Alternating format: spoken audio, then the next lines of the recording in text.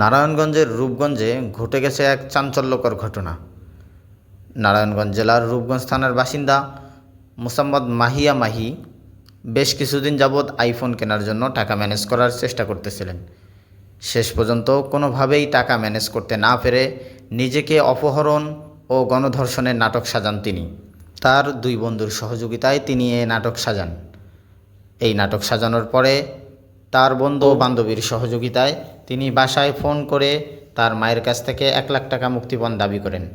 পরের দিন পর্যন্ত মুক্তিপণ না পাওয়ায় হতাশ হয়ে পড়ে থাকেন মুরাপাড়া স্কুল অ্যান্ড কলেজের পিছনে। ঘটনার এ খবর জানতে পারার সাথে সাথে তার মা রূপগঞ্জ থানায় এসে একটি অভিযোগ দায়ের করেন। এই অভিযোগ দায়ের করার পরে রূপগঞ্জ থানা পুলিশ সঙ্গে সঙ্গেই তদন্তে নামে। তদন্তে নামানোর পর এ রহস্য উদ্ঘাটন করেন। চাঞ্চল্যকর এ ঘটনার রহস্য উদ্ঘাটন করার পরে নারায়ণগঞ্জ জেলার রূপগঞ্জ থানার ওসি তরিকুল ইসলাম জানান, এটি প্রকৃত কোনো ঘটনা নয়, এটি একটি সাজানো নাটক।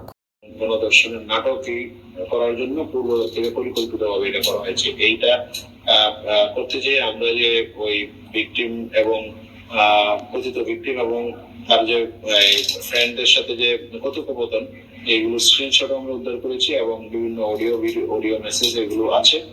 কিভাবে পরিকল্পনা করা হয়েছে প্রকৃত পুরো ঘটনা আমাদের কাছে তথ্য প্রমাণ আমাদের কাছে আছে যে এটা প্রকৃতপক্ষে একটা গণধর্ষণের নাটক। এটা প্রকৃত গণধর্ষণ নয়। একটি আইফোন কেনার জন্য সে এই গণধর্ষণের নাটক সাজিয়েছে বলে আমরা প্রাথমিক তদন্ত নিশ্চিত করছি।